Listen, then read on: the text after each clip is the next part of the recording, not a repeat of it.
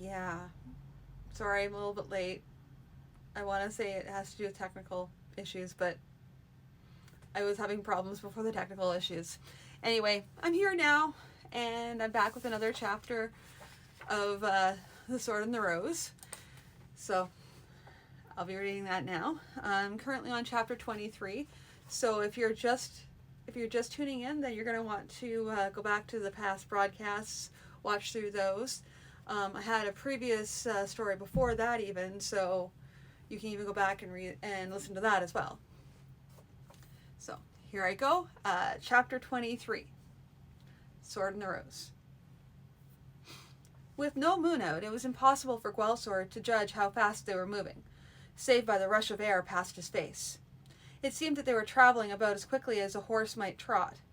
He brought to mind the map of the country between Grandall and Warwick Estates, or Warwick Castles. If, as Pemberlin had suggested, this method allowed them to travel in a straight line, then they would be at Warwick Castle several days before the messenger. There must be more to it than that, for the magician had spoken as if they would be arriving at almost a day ahead of the messenger. He did not want to ask questions, though, for he was not sure whether it was safe to interrupt while Pemberlin was making the table fly. The answer came about half an hour after the flight had begun, when the wizard suddenly said, "We'll have to land and rest for a while. I can't keep flying for too long if I'm to have the strength to do anything else as well." "How can you see to find a place to land in this darkness?" Pemberlin smiled. "For a wizard, such things are not impossible, my Lord Baron. Only a mere inconvenience. We are descending now." Pemberlin smiled. Oh, sorry. There was a merest bump as the table touched the ground and then settled at a slight angle. "I apologize," the magician said a little smugly.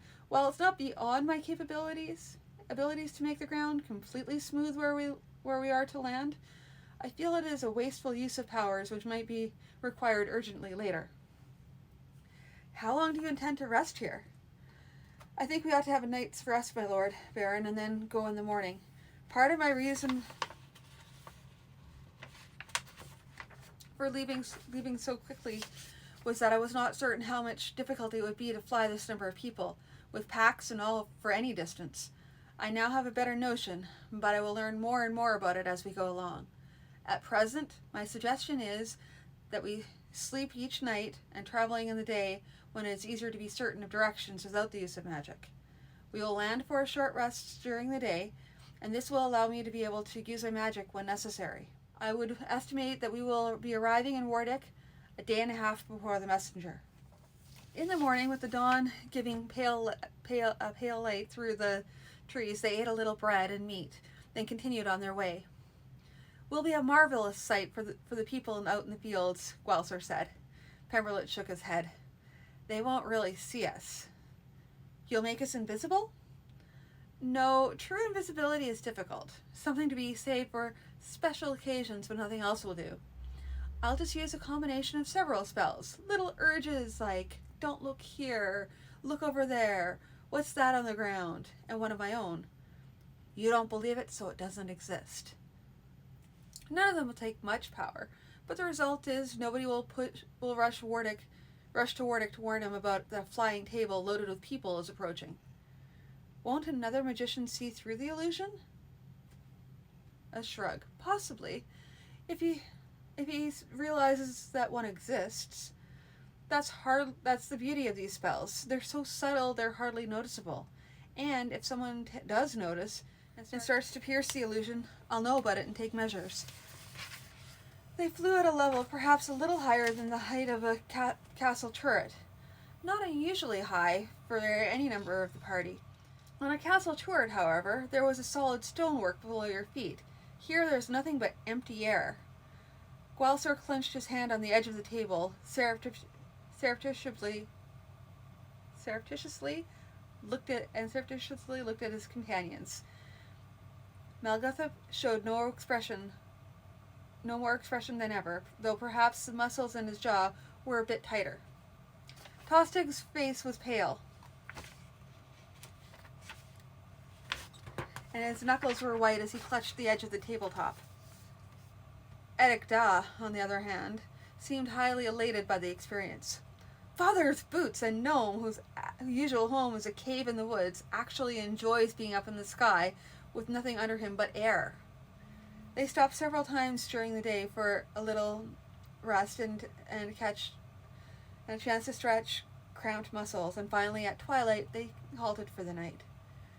When they made their night camp, Malcolm said, "Best we keep guard overnight. I'll take first watch." "No need," said Pemberlint. There's a vixen nearby, with young kits. She'll watch our camp for us. If anything unfriendly comes, I'll know it." Malguthop frowned. "I think I'll stay awake a little while. I'll sleep when we travel tomorrow." Pemberlint shrugged. "Stay awake if you wish. I'm much too tired to have my feelings hurt over it." And indeed, shortly after they had eaten, he went to sleep and slept like one dead. So the journey went, traveling from dawn until dusk, pausing briefly during the day to allow Pemberlint to rest and stopping at night to sleep. In every place where they camped there was something. Foxes, squirrels, wild pigs, and even occasionally mice, which Pemberlint would recruit to watch them. Malguthop never quite trusted this, always keeping watch at night himself.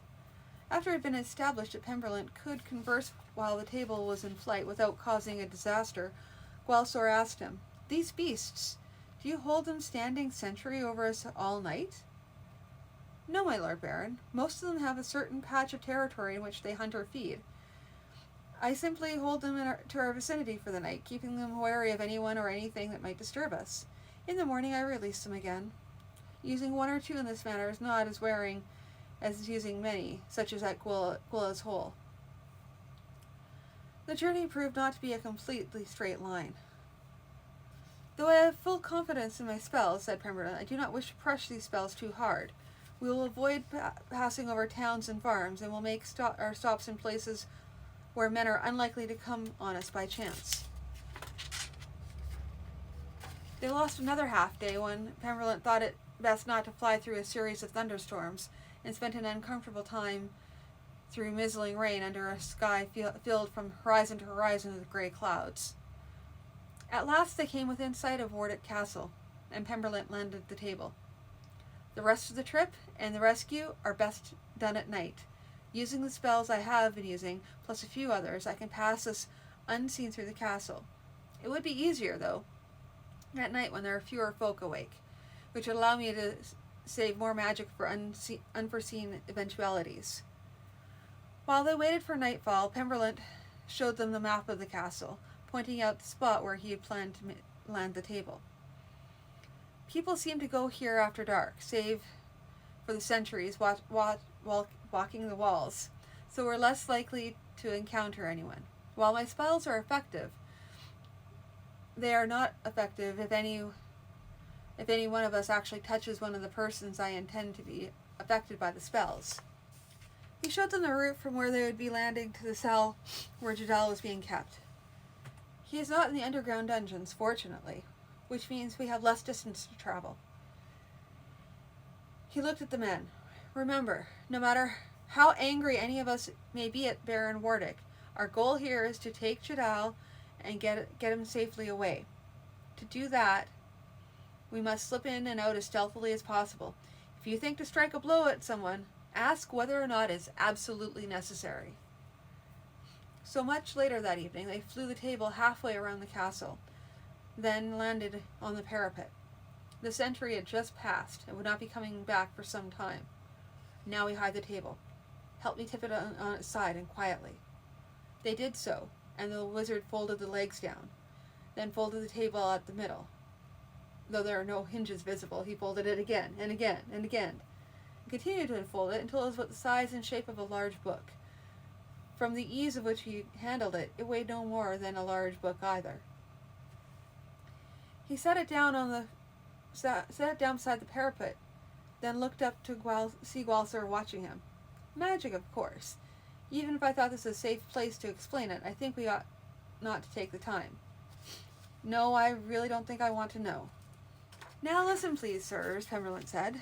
"When we are going down to the cell where Jadal is kept, It is up to us to step out of the way of people we meet. They will not see us, so they will not make no effort to avoid us, and anything more than brushing of sleeves will make them look more carefully, thus breaking the spells I am using. That is not to say that such a thing will necessarily be a disaster for us. I still have other spells.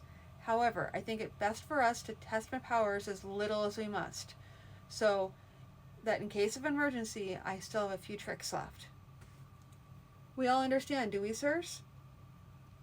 There are nods all around, and they set out on their way. The castle was quiet, but as they were all dressed for stealth, any metal rings in their accoutrements that were likely to jingle had either been set aside or wrapped and padded with rags. The most any of them wore for armor was the leather jack with metal plates sewn inside, which would give some protection at need, but make no noise as they walked. Gwalsor found it difficult at first to remember to pass wide around people they met, and was glad for the magician's warning at least a couple of times when he stepped aside at almost the last minute. It was most disconcerting to have people walk toward you with no recognition in their eyes that they'd seen you at all. Gwalsor also found himself being glad that they'd chosen night to make their attempt, rather than day, when they'd have been unlikely to move 10 yards in a corridor without meeting someone. At last they came to Jadal's cell. Edik Da took out a tiny set of little metal rods and went to work on the locks, while the rest took their stand watching the corridor in both directions. A bare moment later, the gnome spoke. Done! They opened the door and slipped softly inside. Malgathup stood at the door, leaving it open a crack, listening. Inside, the cell was in pitch blackness. Pemberlin, can you make some sort of light? Asked Gwalsor. The magician muttered something, and a thumb-sized ball of radiance floated over his head. By this light, they could see the boy lying on a straw pallet, head thrown back, mouth open. Jadal wondered as they approached why the light didn't wake Jadal. When they came closer, he could see all areas of the body exposed flesh were covered with bruises. Some of them new, some of them so old to be turning yellowish. Saldra's tears, he muttered, and heard Tolstig say something as well. Going on one knee, Gwalsor touched Jadal on the shoulder. The boy responded with only with a quiet mutter, but did not wake. Gwalsor shook him gently, with no better result. He turned to Pemberlin. Can you do anything? I'm not particularly well versed in healing magic. Perhaps I may douse the light, hissed Malgathup from the door. Guard's coming. He closed the door softly, then stood well to one side of it, waiting. A moment later, he repeated in a low voice, Douse the light! Pemberlin said nothing, but the light suddenly vanished, leaving them in darkness. Heart thumping, Gwalsor waited. The guards were probably making a regular round, not coming for Jadal. If they did enter the cell, though, there would be nothing for it but to fight, and that might well raise the alarm. The door was pushed open, and a lantern light flooded the cell. Father's boots and shirt sleeves, said the first of the guards as he stepped inside. He still be here. Old Ironar's be having someone's guts for garters, leaving his cell unlocked, and especially this one. Are you going to tell him, Dart One? The blame will just fall on everyone who might have left it, and that being us, when we brought him back from his last session. The speaker stooped by the pallet and grabbed Jadal by the shoulder. Wakey, me lovely lad. Old Iron, the Baron be wanting to talk to you again. Be doing yourself a favor this time. Remember some of the answers ye be wanting. Save yourself some bruises. Practically unbidden, the Gwalsor sword whined free from the scabbard. The guards recognized the sound and were drawing their own blades, the one bending over Jadal, leaping backward with a shout of, Father's boots, a rescue! Gwalsor could almost read his thoughts. The cell door had been unlocked. Someone was drawing a sword. That meant the rescuers had unlocked the door and, taken by surprise before they could effect their rescue, hid off in the dark corners. Guelsor struck the first blow as they turned their swords up to guard, still seeing nothing.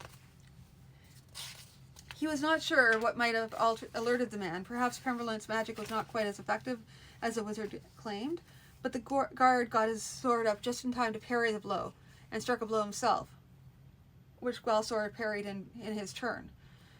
After another slash and another clanging parry, and another slash and still another parry, Guelsor's sword opened the man's throat. Then the Baron turned to look for his next opponent. One was lying smashed and bloody from a blow by Tosteg's axe, and Melguthap had slipped in and stabbed the third man in the back. If you finish making a racket, I think maybe we best go, the Lepetta said. Someone's going to have to carry Jadal. He's a bit too battered to be expected to run. Pemberlent, can you replace the spells over us? I'll do what I can. Do you think that any noise would have been heard? We better figure yes. You just worry about the spells. I'll keep lookout. Is there anybody hurt? Guelsor looked around and answered, no, to be echoed by Edicda and Tosteg. Tosteg, can you carry the boy? Oh, I can for certain. I wonder how much this be worth. He said he was smiling grimly as he stooped and picked up the page and held him in his strong arms. Moments later, Pemberlent said, the spells are replaced. No one's in the corridor. We can go. Melguthap, his sword up, slipped out of the door, followed by Guelsor, Tosteg, Pemberlent, and Edicda. They moved as quickly as they could, allowing for Tosteg's burden. We had too much luck on the way down, Guelsor thought. Sure enough, 5 guards came hurrying down the corridor towards them, 3 abreast, and spaced so that it would not be possible to slip around them. Guelsor glanced at Melguthap, who nodded briefly, and they moved to the attack. 2 men fell, and the other 3 yelled in surprise as the attackers appeared from nowhere. Despite their surprise, they had their swords out fast. One engaged Melguthap. The other 2 attacked Guelsor. Guelsor managed to get a cut in at the right arm of one, then was kept busy with a ringing clash of swordplay, seeking for an opening, while not allowing one himself. Melguthap disposed of his man, then thrust his sword into one of the other 2, attacking Guelsor. The last man, the wounded one, fled, shouting. Melguthap tossed his sword from right hand to left, and drew his dagger. In almost the same motion he threw it. The pommel caught the fugitive on the back of the head. He staggered, but went through the doorway and disappeared to the right. Guelsor turned to Pemberlent. He'll be alerting them in front of us. Is there some other way we could go? Yes, said the magician, calmly. Follow me. He began to lead them back the way they'd come. They heard the alarm go up behind them. Then it spread to all quarters. Men shouted, horns blew, and a great clamor arose. As they passed through the across corridor, Pemberlent paused, saying to the others, go on straight ahead. I'm going to leave them a little something here. A short while later, he caught up with them again. A little disputation spell there. When they come to the cross corridor, they'll begin arguing and most likely put about which direction we have gone. I won't guarantee it will lead to the drawing of swords, but it may. I thought it was best to save the stronger magic for last, for a greater need. Guelsor nodded. You've memorized all the halls and quarters of the castle? The magician shook his head. No, only some of them. At the moment I'm depending on my many-legged informants. There are rats, mice, spiders, and the like throughout. They hurried, mostly through the back hallways, up and down the stairs, once retracing their steps along a corridor when Pemberlent muttered, they're ahead of us. They descended the long stair into the dim kitchen, with all the pots and pans hung on the walls, waiting for the cooks to come again in the morning. A boy was sleeping by the remnants of the cook fire, ready to build it up from the coals again in the morning. He awoke slightly, looked at them through half-open eyes, and promptly fell asleep again. Guelsor glanced at Pemberlent, who shrugged. Not much of a spell needed there, and if they come through here, they may waste a bit of time trying to get a coherent story from him. At last, Pemberlent paused at the foot of the set of stairs. There's a door up there, with 3 men on the outside guarding it. Straight across from the door, about 20 yards from it, is the stairs up to the castle wall. Left from the top of that stair, about 30 yards, is the table. Is the door locked? Unfortunately, yes, my Lord Baron, and I don't think we dare take the time to have our gnome open the door for us. I'll have to smash it. If the two of you would go up there and be ready to go through when the door's down, you'll have a moment or two of surprise. Just stand as far off to the sides as possible. I'll restrict my spell to that small area, but restricting it too much might just end up with nothing but a hole in the door, and the size of a fist or a head. Malgathop looked at Tostig. Tired yet? Got a bit more in me. Lepetta looked at Gwalsor. Ready? Luxoya! Malgathop grinned slightly. Luxoya for certain. They went up the stairs rapidly, but carefully, took up positions on one side of each of the door and waited for Pemberlent's spell. Malgathop hissed, and when Gwalsor looked up, he pointed his thumb down at his own chest, then pointed a finger at Gwalsor. Gwalsor nodded. There was no room here for offended pride. Malgathop was far the better fighter, and to have him go first made the best sense. A small circle of pale green light appeared on the door. Gwalsor felt a humming in his ears and a vibration deep in his bones, and the stump of his hand itched fiercely. There was a rending crash, and the door burst outward in a mass of splinters. Malgathop went through it immediately, with Gwalsor a heartbeat behind him. In the light of the late rising moon, there were a few minutes of ringing, crashing swordplay. Malgathop had taken one of the guards on the way out, then engaged a second, while Gwalsor attacked a third. The guard was a grizzled old veteran who fought well and skillfully after he had begun to recover from his surprise. But Gwalsor caught him with a disarming move, which the guard was completely unfamiliar with, then slashed him across the neck. Turning, he saw that Malgathop had downed the last of the guard, so Gwalsor put his head in the doorway and called, "Come up, it's done!" Then he and Malgathop held positions, watching the yard, while the others came up the stairs. The noise of the fight had surely been heard, and it was merely a matter of which way the first people would come to investigate. The moon was adequate for them to see their grey stone stair running up the wall, and to see that there's no one there at the stair yet. "You go in front, Lord. I'll take the rear. Luxoya!" With his bloody sword in hand, the moonlight transformed Lepetta's features into those of a warlike northern goblin. Luxoya! Up the stairs they scrambled, breathing heavily. Gwalsor could hear Tostig's breath rasping in his throat. Nobody, for a wonder, met them on the way up, nor was there anybody nearby when they got to the top. "There's several of them! Coming this way!"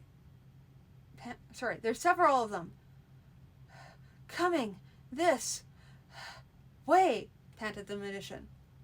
"They'll meet us just about at the table." Gwalsor nodded.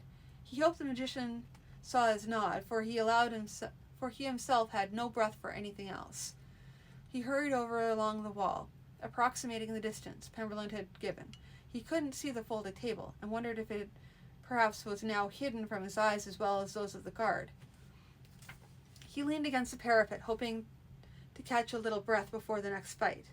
Pemberlent bent down and picked up something, an oak-colored rectangular book shape. Taking one edge, he gave it a snap like a maid springing a blanket on a bed, and there was the table. He and Eddic Da leaped on, tying themselves down. Tostig, still breathing hard, began to tie a cord around Jadal's waist, and Gwalsor turned to fight the people coming up. He wondered how he was to get on the table and still fight when there was a brilliant flash around him, illuminating everything for yards around. "Sirs!" It was Pemberlent's voice. "Quickly get on board. We only have a moment." Gwalsor turned and rushed back, scrambling onto the table as it lifted, grabbing at one of the cords and tossing it around his waist. Eddic Da pushed his hand and hook aside and tied the knot, while Gwalsor looked around and was relieved to see Malgo was aboard as well. Someone with a crossbow sent a bolt in their direction, but by then they were well up, and Gwalsor heard sounds of consternation below. Pemberlent must have gotten his spells in place again. They were away. I think think I read that a little too fast this time. I do apologize, but it was a really exciting part. The rescue. Anyway, so I will see you on Monday with another chapter. Have a good night and have a good weekend. I will talk to you very soon. Thank you.